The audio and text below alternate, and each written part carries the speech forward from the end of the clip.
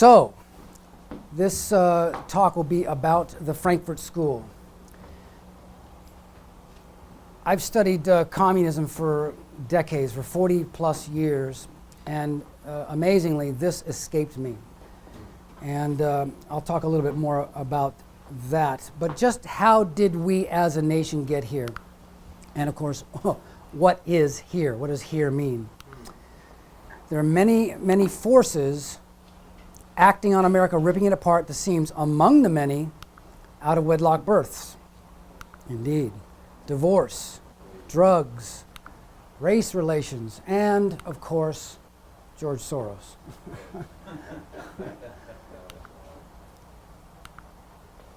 So what's been the result of the last 50 years of the sexual revolution? To talk about there's so many things ripping the country apart.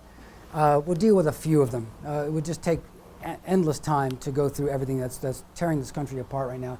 Out of wedlock births. Now, see, here's the red represents 2014, the blue, 1964. The contrast is absolutely amazing all over the world, from Chile all the way down to South Korea. South Korea has the least of both. The United States has an overall out-of-wedlock birth rate of 40%. That's across all races and demographics. Oops. Total is 40%. The black community has unfortunately got the lion's share of this in the inner city is 70% plus out-of-wedlock birth rate. Everybody's getting hit. And again, it totals out to 40% across the board. So, just how do we get to the point where, we have a bad thing here. How do we get to the point where California University's website says it's okay for children to engage in sexual play, watch porn, by Caleb Parker. This is sexinfo.com or something. The University of California, Santa Barbara Sociology Department features a controversial website that encourages parents to react positively when 4-year-olds touch each other's genitals and say young children should be allowed to watch porn. Called Sex Info Online, which is maintained by students who have studied advanced topics in human sexuality that seek to answer a myriad of questions on sexuality, the College Fix reported. Children might display affection, etc., which is perfectly normal. Parents should not react in a negative way because children are just exploring. That's where we're at now. It's important that children understand that viewing pornography is a normal habit and they do not need to be ashamed of it. University of California, Santa Barbara students wrote. Finally, this magazine, when they asked the Department of Sociology, declared to comment, and the university did not immediately respond to requests for comment because they can't defend the stuff. They can't defend it. They know they can't. It's not healthy. It's not a good thing. Talk to your child about sex? Yeah, absolutely. But encouraging them to touch each other, to watch pornography, it's a corrupting influence. Every single study shows it is a corrupting influence. People get addicted to this stuff. People get addicted. I knew somebody. I was going to sell something online. I met the young lady at a PetSmart, right, to do the transaction. She was selling some software. And we got to talking this and that, life, this, blah, blah. Turns out her husband is addicted to pornography. She was beautiful. There was no excuse. And I said, well, I'm sorry, I'll pray for you. That's about all I can do. I can pray for you. But you know, it's amazing how it permeates society. So, the Bible says, now for the Christians that watching this is for a general crowd between Christians and secular people, but there's something important that we need to understand. For the time will come when they will not endure sound doctrine. This is 2,000 years ago. Timothy in the Bible is talking about a time in the future, interestingly enough, they will not endure sound doctrine, but after their own lusts shall they heap to themselves teachers having itching ears, and they shall turn away their ears from the truth and shall be turned to fables. If there's any time in history that that's being fulfilled, it's right now. Divorce rates. From after the war, divorce rates started heading for the floor. Families began coalescing. People were buying houses with an economic boom after the war. Cars being produced, refrigerators. The entire industrial world has to supply all the troops coming back from the war, right? So divorce rates head for the floor. So what happens about that time? Madalyn Murray O'Hair was the president of Atheists United, right? She filed a lawsuit in 1962. The United States Supreme Court decided in Engel versus Vitale that a prayer approved by the New York Board of Regents for use in schools violated the First Amendment because it represented establishment of religion. So prayer was taken out of schools at that point and never to return. One influence. That doesn't, doesn't necessarily prove anything, but it is an influence on the culture. Timothy Leary comes along. Turn on, tune in, drop out. The hippie movement begins. I was right in the middle of that. I will cop to it in Ocean Beach. See, I got my mic on, I hope. Yeah. And I look back on that time with great sadness, actually, because that changed my life for the worst. So Timothy Leary comes along. Now, Hugh Hefner comes along and normalizes adultery and just wanton sexuality in the culture. So all these influences are affecting the culture. Ronald Reagan gets elected in 1980. All of a sudden, the divorce rate begins to decline immediately. Something happens to the culture. There's a conservative, he won 49 states to 1. There was a general consensus, this is the way we want to go as a nation. And correspondingly, interestingly enough, the divorce rate starts coming down. Again, time will come.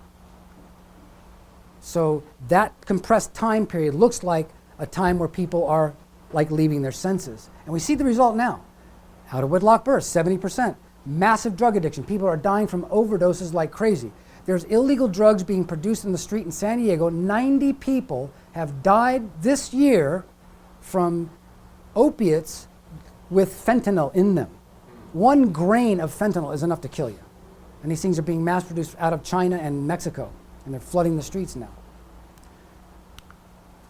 Enter the Frankfurt School of Critical Theory. Just what is the Frankfurt School? The Frankfurt School has been flying under the radar for 60 years. Most people have no idea what the Frankfurt School of Critical Theory is. I didn't find out about it until someone suggested to me to read the 6th chapter in Andrew Breitbart's book, Righteous Indignation. Excuse me while I save the world. As I read that, I had an absolute epiphany, and I understood instantly why the country is in the condition it's in right now. And I'll go into detail. Who are the players in the Frankfurt School? There's a small cadre of central players in the Frankfurt School that we need to understand and get acquainted with. Very briefly. I'm not going to go into big, long, soliloquy about these guys, but there are things they said out of their own mouths, I can't make this stuff up, that is very significant. George Lukács from, let's see now, I have to introduce them first. Okay, so George Lukács, Antonio Gramsci from Italy, Herbert Marcuse out of Germany, Felix Wilde, Germany, Theodor Adorno, I believe, well, we'll find out where he's from, Erich Fromm was German, and Max Horkheimer. This is the rogues gallery of some of the most evil people of the 20th century. They look pretty benign, right? This is a very famous writer who's got a lot of, #1 hits, books. But as we understand what they thought and said, we'll see it'll paint a very different picture of these people. Let's start with George Lukács. Hungarian Marxist philosopher, literary historian, critic and founder of the Frankfurt School. He was one of the founders of Western Marxism and contributed to Marxist theory with developments of Marxist theory of class consciousness. He ideologically developed and organized Lenin's ideas into formal philosophy of vanguard party revolution. He said, I saw the revolutionary destruction of society as the one and only solution. A worldwide overturning of values cannot take place without the annihilation of the old values and the creation of new ones by the revolutionaries. This is a guy determined to bring down Western civilization. And he's only one of many. Antonio Gramsci. Now this guy's out of Italy. He was one of the worst. Antonio Gramsci is a seminal intellectual figure of international communism for several reasons. This one-time leader of the Italian Communist Party concentrated his energy not solely on theoretical and critical class warfare, but on culture. Communism, he fervently argued, must target what he called cultural hegemony. Gramsci's influence on Western atheism is particularly poignant given that he embraced Marx's idea that the role of philosophy should be to change the world, not understand it. Action is what the world needs, Marxists contend, not philosophical reflection. He's talking about riots, basically, upturning Western civilization. Meanwhile, in Moscow, this plaque appears in Moscow, and it reads, the inscription reads, in this building in 1922 to 1923 worked the eminent figure of international communism in the labor movement and founder of the Italian Communist Party, Antonio Gramsci. He also said the following, and this is ominous. Socialism is precisely the religion that must overwhelm Christianity. In the new order, socialism will triumph by first capturing the culture via infiltration of schools, universities, churches, and the media by transforming the consciousness of society. Herbert Marcuse. Here's another real bad one. Let's get acquainted with him. Marcuse was a German-American philosopher, sociologist, political theorist. Born in Berlin, Marcuse studied at the universities of Berlin and then at Freiburg, where he received his PhD. He was a prominent figure in the Frankfurt-based Institute for Social Research, which later became known as the Frankfurt School. In his written works, he criticized capitalism, modern technology, historical materialism, and entertainment culture, arguing that they represent new forms of social control. He was a major driving force behind the sexual revolution of the 60s. He taught at the University of California at San Diego from 1965 until his retirement. Right here in good old San Diego. Amazing. Felix Weil, German-Argentine devotee of Marxism who provided the funds to found the Institute for Social Research, which became the Frankfurt School in Frankfurt am Main, Germany. Theodor Adorno was a German philosopher, sociologist, and composer known for his critical theory of society. He was a leading member of the Frankfurt School of Critical Theory, whose work has come to be associated with thinkers such as Ernst Bloch, Walter Benjamin, Max Horkheimer, Herbert Marcuse, for whom the works of Freud, Marx, and Hegel were essential to a critique of modern society. Erich Fromm, German-born American social psychologist, psychoanalyst, sociologist, humanistic philosopher, and the democratic socialist. He was one of the founders of the William Allison White Institute of Psychiatry, Psychoanalysis, and Psychology in New York City and was associated with the Frankfurt School of Critical Theory. He had a lot to do with the sexual revolution too. He was all about Freudian psychology and like do your own thing, and he's all about that. Max Horkheimer, German philosopher and sociologist who was famous for his work as a member of the Frankfurt School of Social Research. Horkheimer addressed authoritarianism, militarism, economic disruption, environmental crisis, and the poverty of mass culture using the philosophy of history as a framework. This became the foundation of critical theory, the term he coined to embody the entire philosophy of his fellow traveler's mission to destroy existing society using the Marxist dialectic. His works include Eclipse of Reason and collaboration with Theodor Adorno, Dialectic of Enlightenment. So there's your rogues gallery to begin with, a real short synopsis of these guys. Now they had to escape Germany. Hitler hated communists, interestingly enough, as much as he hated the Jews. And these guys, most of these guys were Jews, and they had to flee Germany with their ideology. Hitler was just like them, central controller, fascistic, the National Socialists. Nazis were National Socialists. But he was so psychotic. Hitler was so messed up. These guys would have been killed if they had not escaped Germany. Marcuse later summed up the entire cabal very well. One can rightfully speak of a cultural revolution since the protest is directed toward the whole cultural establishment, including the morality of existing society. What we must undertake is a type of diffuse and dispersed disintegration of the system. Disintegration of the system. These guys are bound and determined to pull Western civilization apart. They were very serious about this. And they were successful, as we'll see. Marcuse was a former student of future Nazi philosopher Martin Heidegger, the father of deconstruction, a process by which every thought or writing from the past had to be examined and torn down as an outgrowth of its social milieu. Heidegger wasn't shy about his intentions. He longed for the moment when the spiritual strength of the West fails and its joints crack, when the moribund semblance of culture caves in and drags all forces into confusion and lets them suffocate in madness. Why, that sounds eerily familiar. Yeah, Karl Marx. Karl Marx wrote Das Kapital and the Communist Manifesto. Who was Marx? In his early youth, Karl Marx professed to be and lived as a Christian, actually. There's little known about him. His first written work is called The Union of the Faithful with Christ. You won't believe this. This is amazing. Here, we read these stirring words. Come on. Through love of Christ, we turn our hearts at the same time toward our brethren who are inwardly bound to us and for whom he gave himself in sacrifice. Union with Christ could give an inner elevation, comfort and sorrow, calm trust, and a heart susceptible to human love, to everything noble and great, not for the sake of ambition and glory, but only for the sake of Christ. Can you imagine? What happened to this guy? Well, very soon after, he inexplicably pens the following in his poem, Invocation of One in Despair. So a God has snatched from me my all, in the curse and rack of destiny. All his worlds are gone beyond recall. Nothing but revenge is left to me. I shall build my throne high overhead. Cold, tremendous shall its summit be. For its bulwark, superstitious dread. For its marshal, blackest agony. Who looks on it with healthy eye shall turn back, deathly pale and dumb. Clutched by blind and chill mortality, may his happiness prepare its tomb. Nobody knows. I can't find anything. Yeah, something.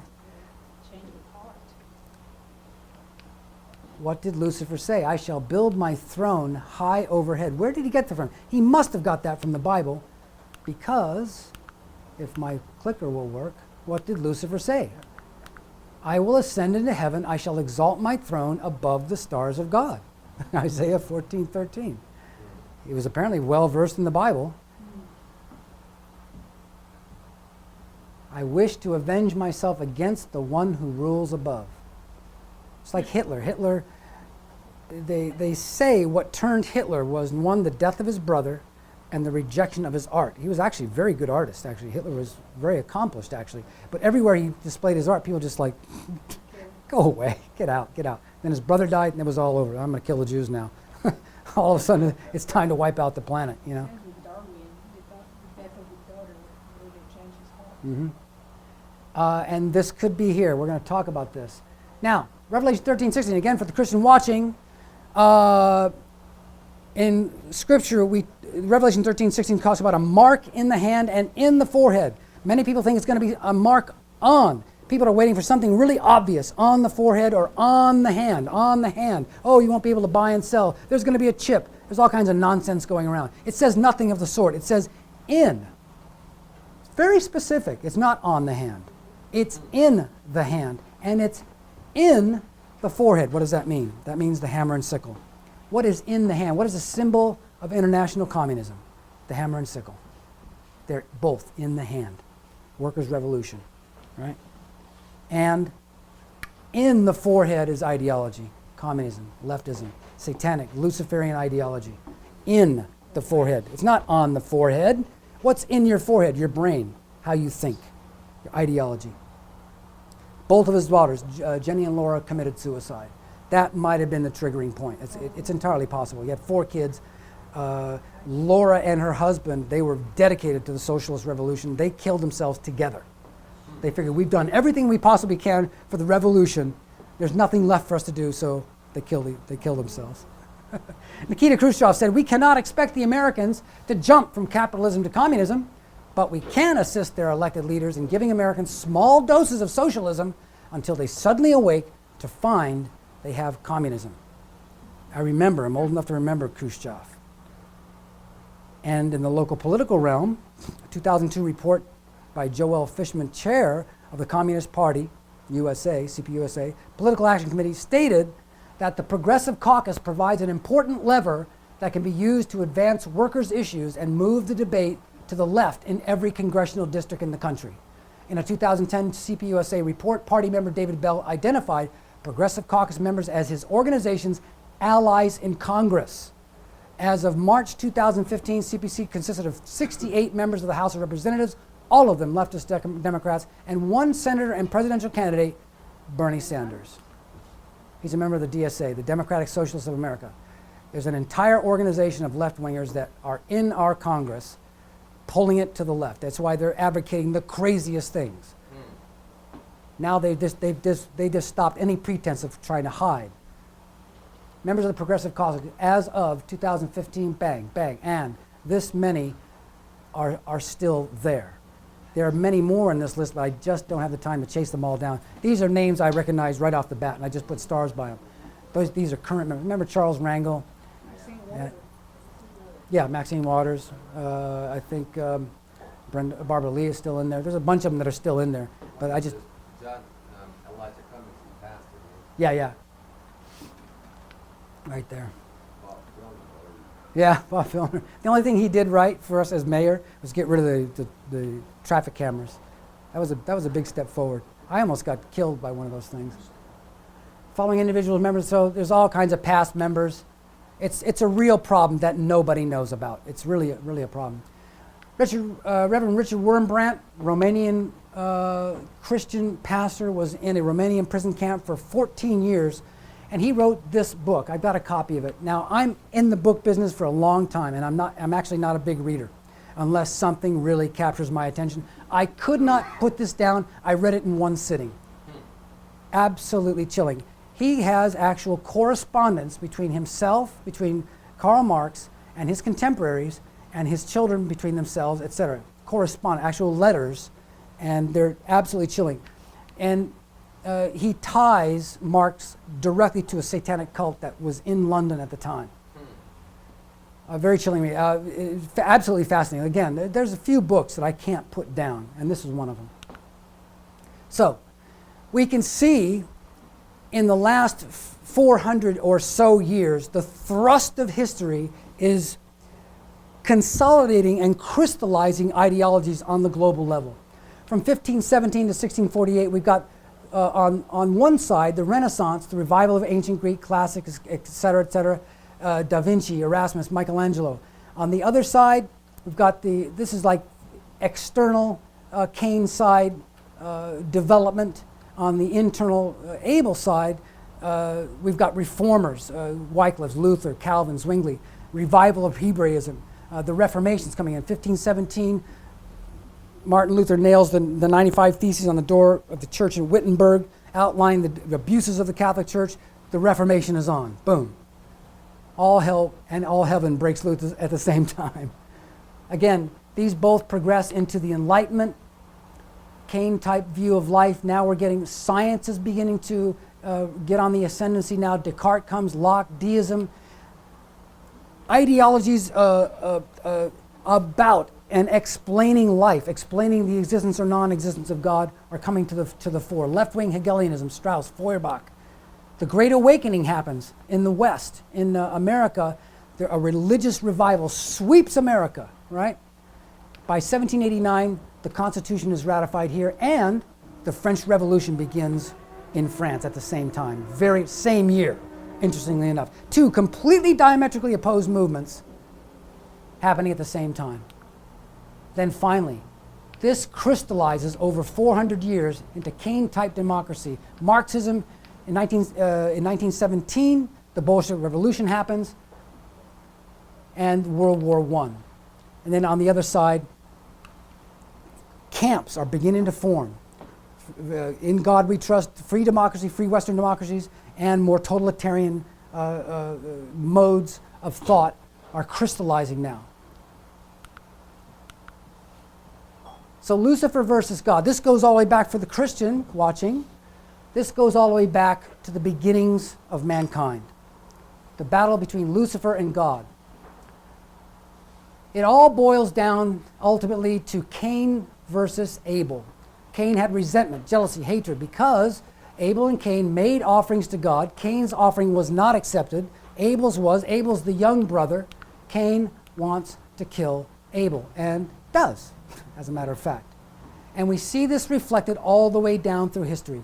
Cain's side becomes eventually, providentially, Ishmael Arabic culture versus Hebrew culture, Ishmael and Isaac. This crystallizes, this is a grotesquely compressed snapshot, flyover view of history. And on this side, the Reformation. We got the Renaissance, new thought, art, culture. is beginning to be on the ascendancy. The Reformation, there's a religious revival on this side, Abel-type revival. Renaissance becomes the Enlightenment. The Reformation becomes the Great Awakening, and a tremendous explosion of spiritual activity in America. And then this eventually crystallizes in the communist world, the Bolshevik Revolution. They take over almost 2/3 of the world's landmass. Between China, Russia, and Eastern Europe, they dominate a lot of it, in many places in Africa, South America, Central America. And then on this side, with a bad clicker, we've got the democratic world, and God we trust. Seth becomes the third world. In the third world, many third world nations, whoever got there first with the most guns and butter got the allegiance. If the Russians were there first, they were their friends. You'll find many third world nations, they're using all Soviet weaponry. They're using AK-47s, they're using, what are they called? MiGs.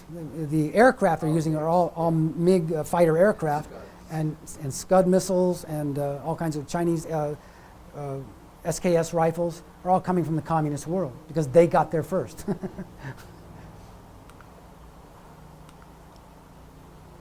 There you have it. So, boom. So this entire left-wing movement is coming down through history, and it's something to watch out for. Now that we know this, we have to have a little more of a jaundiced eye when we hear things from the left and understand where it's coming from. It's coming usually from a place of resentment and jealousy and hatred. You hear Bernie Sanders railing against business, railing against this, railing against that, always angry and bitter. Yeah, kill the rich, eat the rich. I fully expect him to say, get off my lawn, or something. And that's really, his roots are in Marxism. He's a card-carrying member of the Democratic Socialists of America. He's very proud about that, and the site has him on there. There's no hiding it, right?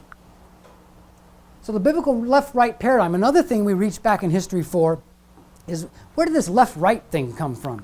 Well, it's all through the Bible. Ecclesiastes 10:2, a wise man's heart inclines to the right for some reason, but the heart of the fool to the left. I am the Lord your God who upholds your right hand, who says to you, do not fear, I will help you. The blessing was given with the right hand in the Old Testament. The blessing was always given with the right hand. And he, full of the Holy Spirit, Acts 7, gazed into heaven, saw the glory of God, Jesus standing at the right hand of God, and he said, behold, I see the heavens open and the Son of Man sitting at the right hand of God. He's not sitting at the left hand of God. For some reason, there's some kind of aversion to the left. And there's a good reason for it, right? There is speculation, and that's all it is. There's no biblical reference. There was a thief crucified to the left and right of Jesus. It does say that. Which one railed against Jesus? We don't know. But I'll bet you it was the guy on the left. Come on down off that cross. Come on, you're the Son of God. The other guy says, hey, when you come into your kingdom, can I go? He was like totally cool about the whole thing, right? So there's our rogues gallery. Now, so what? What's that got to do with anything? The hipster queries. Well, these philosophers might have faded into oblivion, as so many Marxist theorists have, but the rise of Adolf Hitler prevented that. With Hitler's rise, they had to flee Germany. Virtually all of them, Horkheimer, Marcuse, Donau, from, were of Jewish descent, and they had no place to go except here. They came right here. Theodore Adorno taught at Columbia and Princeton. Max Horkheimer taught at Columbia, Los Angeles, University of Chicago. And Marcuse taught at Columbia, Harvard, Brandeis, and UCSD. These guys with that mentality infested the university system. The people teaching now are the intellectual descendants of these guys. How do we get to the point where co-founders of the radical domestic terrorist organization, the Weather Underground, are tenured professors at the University of Chicago? David Horowitz was a fellow traveler with the likes of Jane Fonda and Tom Hayden. They were friends. They knew each other. After the Black Panthers killed Betty Van Patter, a good friend of his, Bobby Seale, Huey Newton, Eldridge Cleaver were leaders in the Black Panther movement. Once they killed a good friend of his, Betty Van Patter, he left the left and went straight to the right, and a reliable conservative now. and really walking point. He just lives under the threat of death all the time because he's really walking point on the ideological anti-communist side. So Tom Hayden. Now David Horowitz in 1997 writes this in Salon magazine, not a right-wing rag by any means. He says, Tom Hayden and I were once comrades in arms in a movement to overthrow America's democratic institutions, remake its government in a Marxist image, and help America's enemies defeat her sons on the field of battle. Now he's running for mayor of Los Angeles, and many people are asking, does the past matter? I think it does. Hayden and I were deadly serious about our revolutionary agendas. During the Vietnam War, Tom traveled many times in North Vietnam, Czechoslovakia, and Paris to meet communist North Vietnamese and Viet Cong leaders. He came back from Hanoi proclaiming he had seen Rice Roots democracy at work. According to people who were present at the time, including Saul Stern, later an aide to Manhattan Borough President Andrew Stein, Hayden offered tips on conducting psychological warfare against the U.S. He arranged trips to Hanoi for Americans perceived as friendly to the communists and blocked entry to those seen as unfriendly, like the sociologist Christopher Jenks. He attacked as propaganda stories of torture and labeled American POWs returning home with such stories as liars. Even as America withdrew, I would challenge you to call John McCain a liar. He couldn't even raise his arms. They broke his arms so many times, right? Even after America withdrew its troops from Indochina, Hayden lobbied Congress to end all aid to the anti-communist regimes in Vietnam and Cambodia.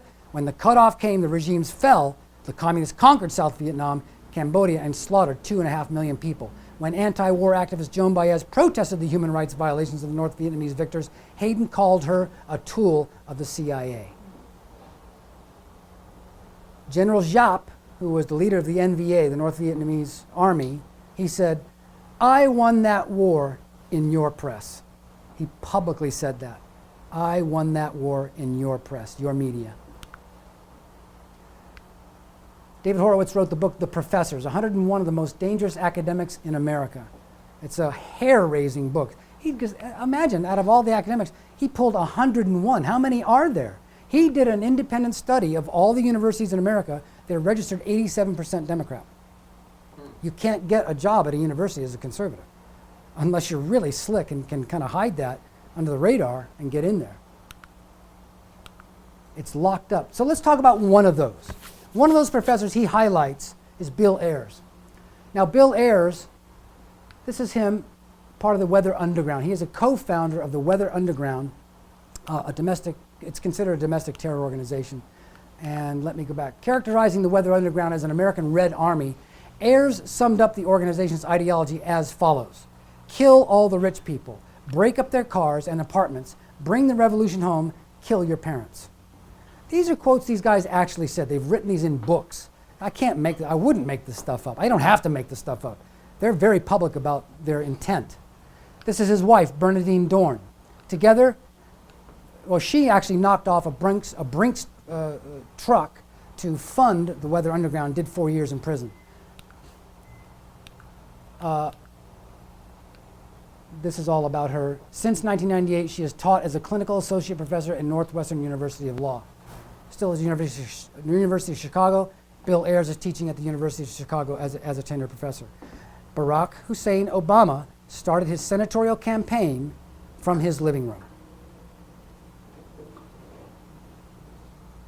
That's just common knowledge. I'm not making that up. You can research that. That's just true. He even admits it. In '74, Bill Ayers, Bernadine Dorn, Jeff Jones, and the others formed the Prairie Fire Organizing Committee, the publishing arm of the Weather Underground. The name was inspired by mass murderer Mao Zedong, who said a single spark can set a prairie fire. They wrote a book. We are a guerrilla organization. We are communist women and men underground in the United States for more than 4 years. This is the book they wrote. And these are the bombings they committed. They actually write it in the book. And the reason is because statute of limitations has passed. They can't get prosecuted for this because of the statute of limitations. But they admitted to all the bombings and the breakout. They broke people out of jail, out of prison. And this is my list. This is their actual printed list in the book. Because they know they can't get prosecuted.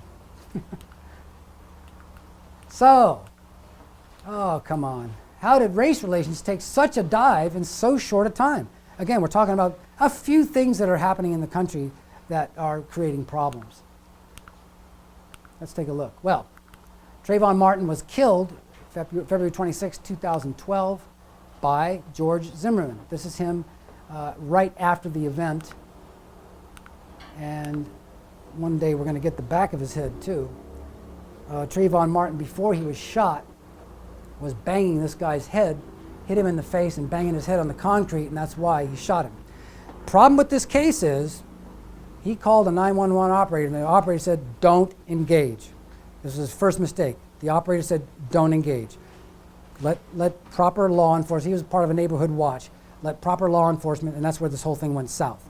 So both sides are very much in the wrong here.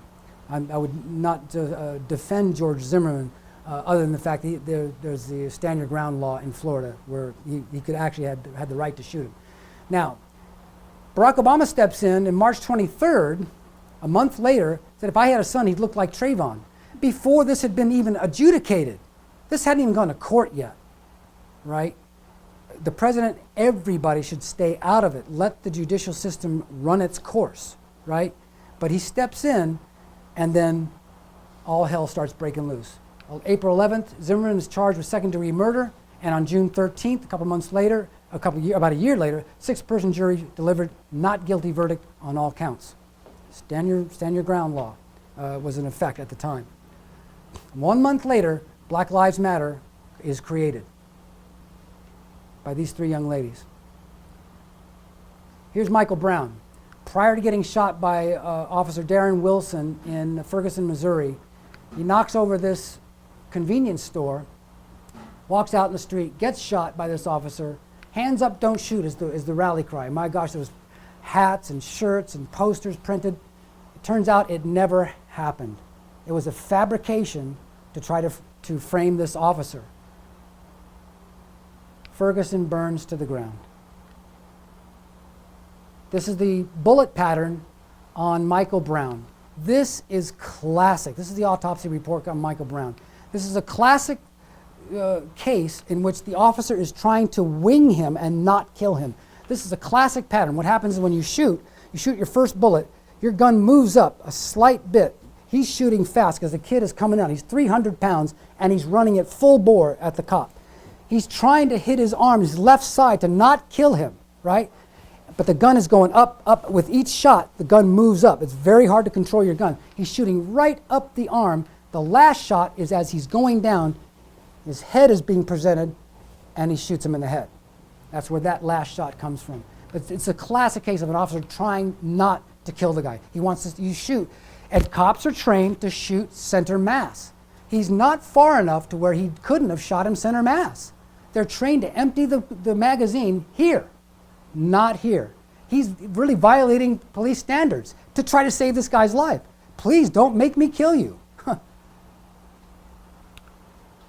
So what happens? Black Lives Matter is in full gear now. Remember Frankfurt School, remember the university. These are students. A lot of these people are students. They're flooding out of universities. They're being corrupted and polluted by their teachers.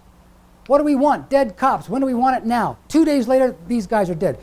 Chinese and Hispanic cop killed in their car, point blank range. They were marching in the streets. I would have put the video up, but I just didn't have the time. They're running down the streets. What do we want? Dead cops. When do we want it? Now. 2 days later, boom, they're gone.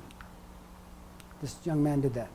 July 7, 2016, 5 Dallas policemen shot and killed protecting a Black Lives Matter rally. They were there to guard it, to make sure nothing happened, nothing got out of control by this ex-Army sniper, of all things. Again, this is all the result of what's happening in the university system. They're poisoning the minds of our children. Now, there is a problem with racism in America. We can't ignore that. That's a real problem.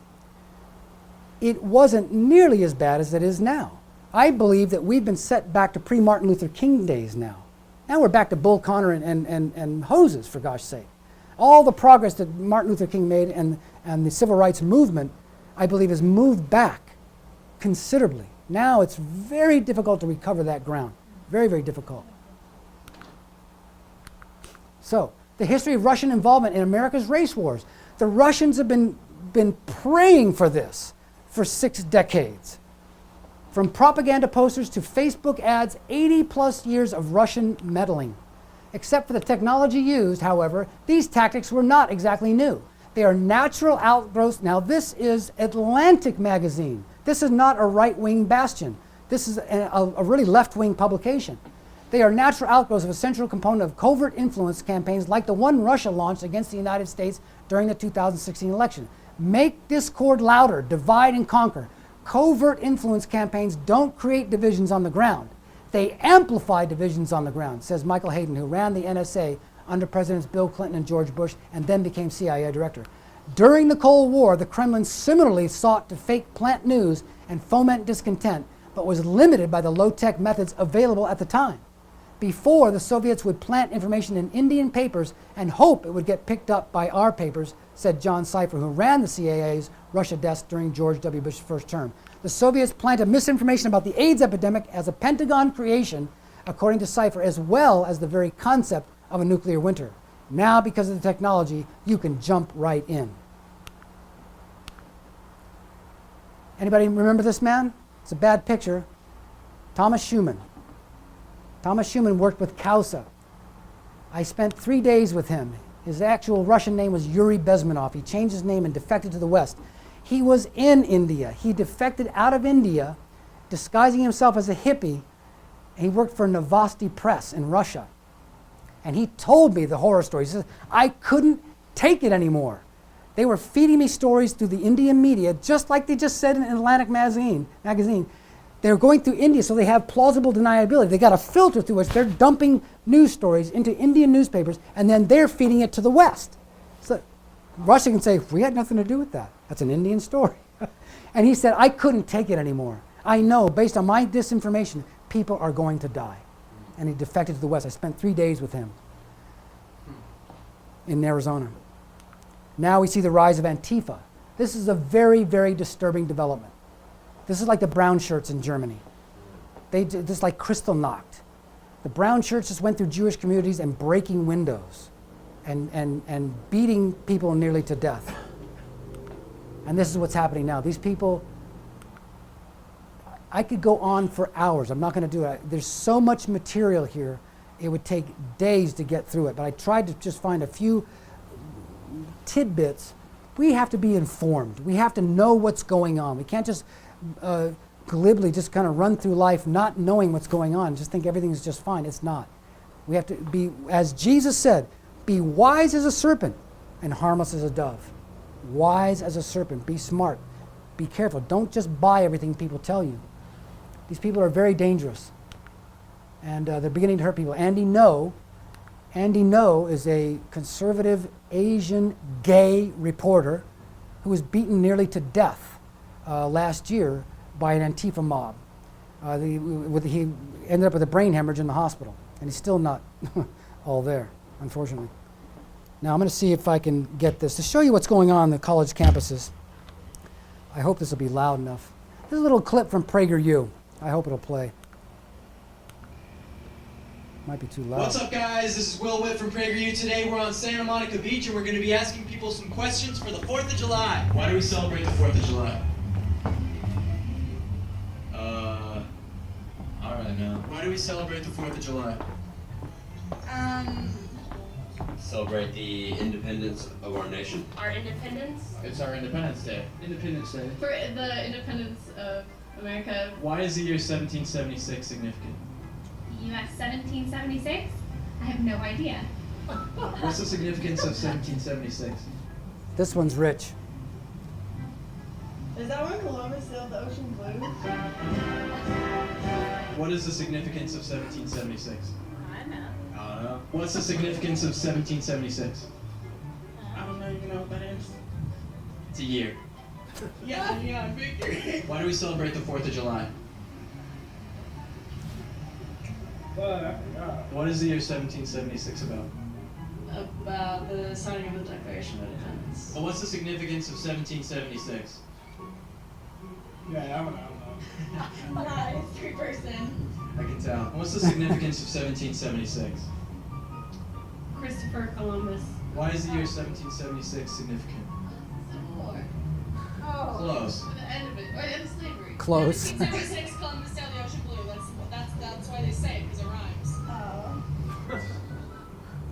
Yeah. That's what's happening on your universities. So, where does that leave us? That leaves us with, oops. The most trusted names in news might not be so trustworthy. Now, understand, these are just news services, right? And we're so used to them coming on and telling us things, but you have to understand, where did they come from? They were educated in universities that are dominated by the extreme left, right? These are the intellectual descendants of the Frankfurt School. These guys multiplied themselves many times over.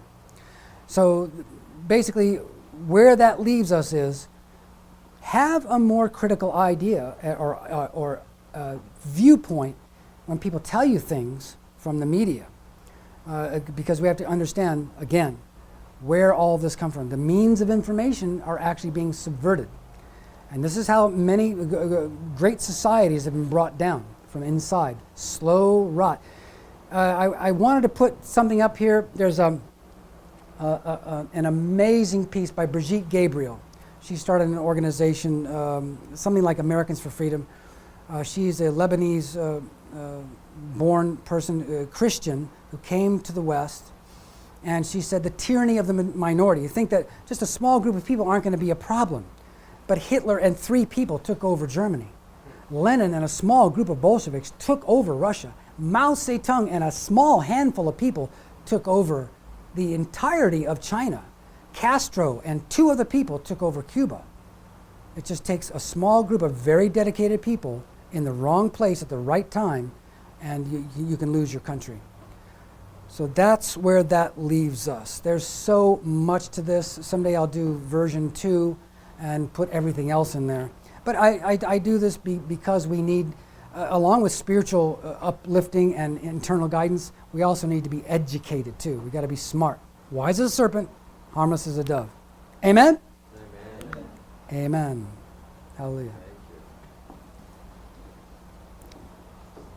All right, there's that.